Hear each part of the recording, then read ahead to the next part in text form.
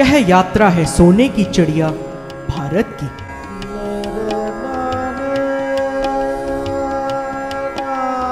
भारत जो कि विभिन्न धर्मों व संस्कृतियों का महाकुंभ है। भारत जहाँ की पावन भूमि वनों, समुद्रों, रेगिस्तानों व बर्फ के पहाड़ों से आच्छादित है। भारत जिसकी कोख में न जाने कितने रहस्य छिपे हैं। भारत जो कि हमारा अपना है।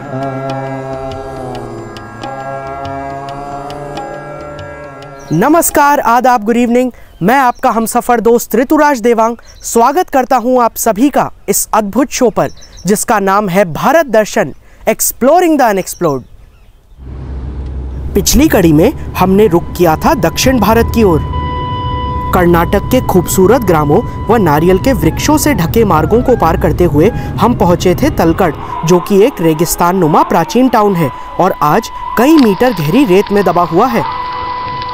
आपको याद दिला दूं कि तलकड़ की रेत में दबे हुए हैं 30 से भी अधिक पुरातात्विक महत्व वाले मंदिर, जिनमें से कुछ का ही एक्सकेवेशन हो पाया है।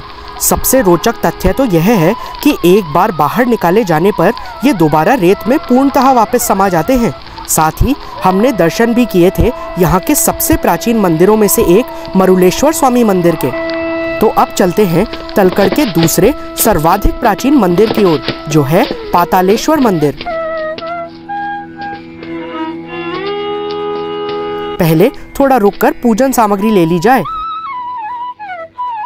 ये पुष्प, नारियल व बेलपत्र भी अपने आराध्य पर अर्पित होने को बेताब हैं।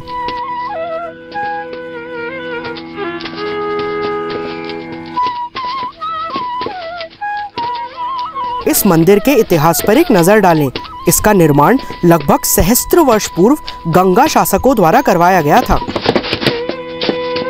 चलिए प्रवेश करते हैं मंदिर के गर्भगृह में। कहा जाता है कि यहाँ के शिवलिंग का स्वयं पाताल से उद्भव हुआ है तथा स्थानीय लोगों के अनुसार यह शिवलिंग दिन के अलग अलग प्रहरों में अलग अलग रंग धारण करता है। सुबह लाल, दोपहर में काला व रात्रि में श्वेत। पुष्पों से सुसज्जित व श्वेत वस्त्रों से अलंकृत शिवलिंग की दिव्यता अद्वितीय है।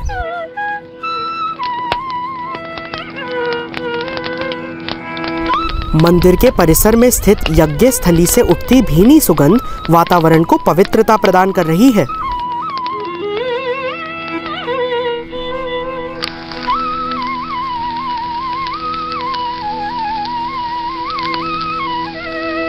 अपनी पूर्ण भव्यता में स्थित यह पातालेश्वर मंदिर भी जल्द ही रेत के गर्भ में समा जाएगा और प्रतीक्षा करेगा एक बार फिर अपनी पूर्ण दिव्यता के साथ प्रकट होने का।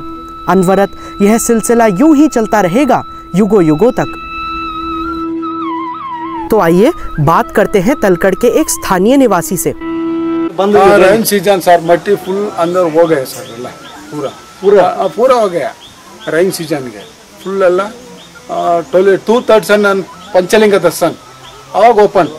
अच्छा 2000 ಈಗ 9 पंचलिंग दर्शन आದಾಗ फुल ಎಲ್ಲ ಇದು ಮರಳೆಲ್ಲ ತೆಗೆದು ಕಾಂಪೌಂಡ್ ಸುತ್ತ ಪೂರಾ ತಗ ऊपर ಸರ್ 4 ಮहीना ಬಂದ್ರೆ ಹೌದು ಸರ್ ನೋಡಿ ಮರಳೆಲ್ಲ ಫುಲ್ ಕವರ್ ಆಗ್ತಾ ಇದೆ ನೋಡಿ ಅಲ್ಲಿ। ओके ऊपर तक हां पूरा मिट्टा मोरा सर मट पूरा मिट्टी पानी मट्टी पानी ಎಲ್ಲ सर करेक्ट। ओके ओके मट्टी पानी ಎಲ್ಲ पूरा अनगोपर ऊपर तक हाँ वो भी कवर हो जाता है पूरा कवर से सर। फिर उसको पूरा खोद के वापस निकालना पड़ता है। हाँ सर हौದು। अब पंचलिंग 2000 पंचलिंग दर्शन विशेष पूजे कार्तिक सोमवार उसके बाद श्रावण शनिवार विशेष पूजे अवागेಲ್ಲ ओपन उस टाइम ओपन विशेष पूजा के साथ ओपन सर। अच्छा अच्छा। और वैसे पूरा कवर हो जाता है इसमें? पूरा कवर सर, फुल कवर। तो फिर उसको कैसे कौन निकालता है? उनको उसको क्लीन करना गवर्नमेंट निकालता है। मुझे गवर्नमेंट आके पूरा उसको क्लीन करता है। तो उसको क्लीन करते हैं फिर वापस वो कवर हो जाता है हर बार? वापस कवर हो जाता है। रेनी सीजन में वापस रेनी सीजन बंदा फुल कवर है सर। दिस टेंपल पातालेश्वर और मल्लेश्वर ಒಂದು ಅಮ್ಮನವರ ದರ್ಶನ ಚೌಡೇಶ್ವರಿ ಅಮ್ಮನವರ चामुंडेश्वरी। दोस्तों प्रत्येक वर्षा काल में तलकड़ के मंदिर रेत के समंदर में समा जाते हैं। फिर श्रावण मास के कार्तिक सोमवार के दिन विशेष पूजा आयोजित की जाती है व मंदिर को दर्शन के लिए खोल दिया जाता है। अब हम बढ़ते हैं श्री वैद्यनाथेश्वर स्वामी मंदिर की तरफ, जो तलकड़ में अपनी अद्भुत स्थापत्य कला व भव्यता के कारण अलग ही महत्व रखता है। एक रोचक जानकारी देता हूं आपको। कहा जाता है कि एक बार ऋषि सोमदत्त तलकड़ पधारे शिव आराधना के लिए, किंतु मार्ग में ही उनका वध कर दिया जंगली हाथियों ने।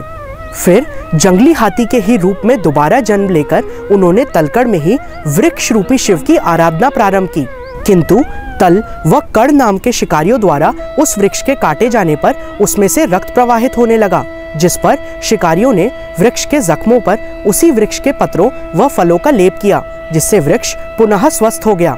शिकारी तल व कड़ अमर हो गए और उन्हीं के नाम पर इस स्थान का नाम पड़ा तलकड़। चूंकि वृक्ष रूपी शिव ने स्वयं ही अपना उपचार किया, इसलिए उनका नाम पड़ा वैद्यनाथेश्वर। शिव के उसी वैद्य रूप को समर्पित है यह वैद्यनाथेश्वर मंदिर। इस मंदिर का निर्माण करवाया गया था चोला शासकों द्वारा 14वीं शताब्दी में।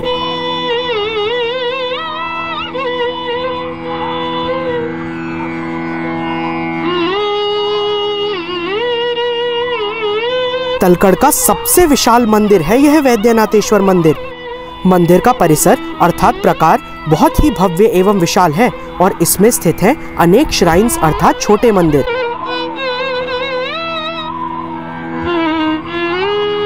मंदिर के मुख्य प्रवेश द्वार अर्थात नवरंग द्वार की एक विशिष्ट विशेषता है 2 द्वारपालकों की विशाल प्रतिमाएं।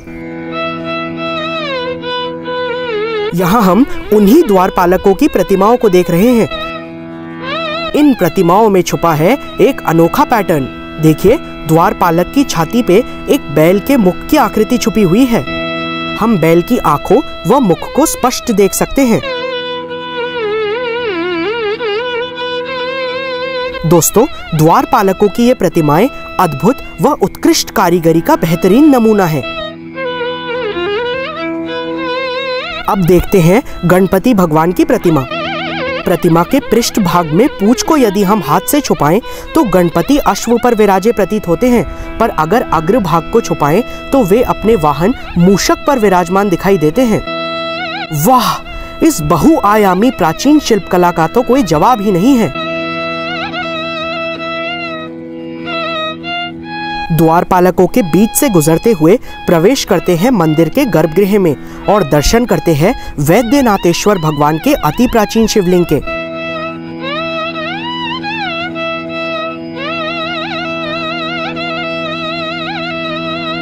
आगे बढ़ते हैं मंदिर के अन्य श्राइन्स को देखने के लिए। द्रविड़ियन स्थापत्य शैली में बना यह मंदिर पूर्णतः ग्रेनाइट से निर्मित है। कैसी उत्कृष्ट व नायाब कारीगरी है।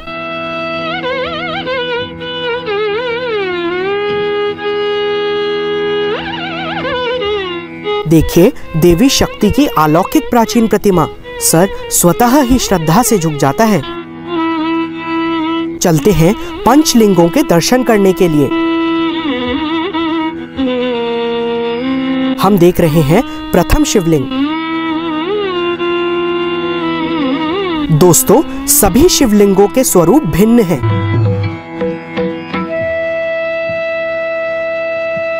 तीसरे शिवलिंग के ऊपर लिंटेल पर स्थित है एक इंस्क्रिप्शन।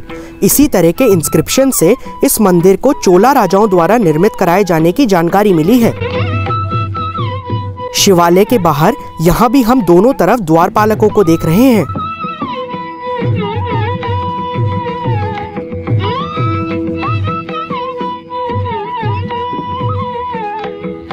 यह है चौथा शिवलिंग। पंचलिंगों का एक विशेष महत्व है। प्रत्येक लिंग शिव के एक मुख का प्रतीक है। इस प्रकार पंचलिंग शिव के 5 मुखों को दर्शाते हैं। मंदिर प्रांगण में स्थित ये पिलर्स मंदिर की सुंदरता में 4 चांद लगा रहे हैं।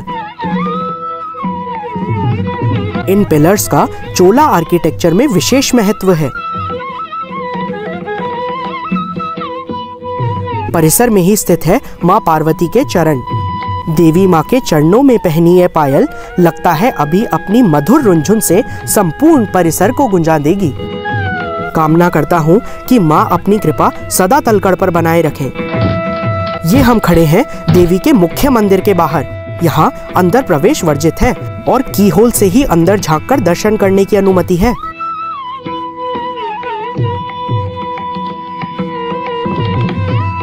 अद्भुत, अलौकिक। कहा जाता है कि यह प्रतिमा शुद्ध स्वर्ण से निर्मित है। देवी माँ की इस नैनाभिराम प्रतिमा को देखते ही रहने का मन करता है।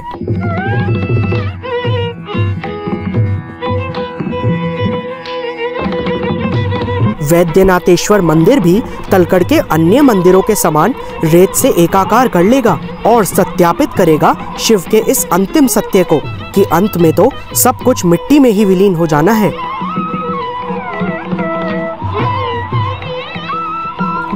अब तलकड़ से विदा लेने का समय आ गया है, तो आज की यात्रा यहीं तक। अगले सप्ताह हम चलेंगे किसी अन्य स्थान पर और एक्सप्लोर करेंगे वहां के अनदेखे पहलुओं को। मैं आपका हमसफर दोस्त ऋतुराज देवांग आपसे विदा लेता हूँ। खुश रहिए, स्वस्थ रहिए, घूमते रहिए और भारत दर्शन करते रहिए हमारे साथ इस अद्भुत शो पर जिसका नाम है Bharat Darshan, exploring the unexplored. Good night, goodbye and see you next week.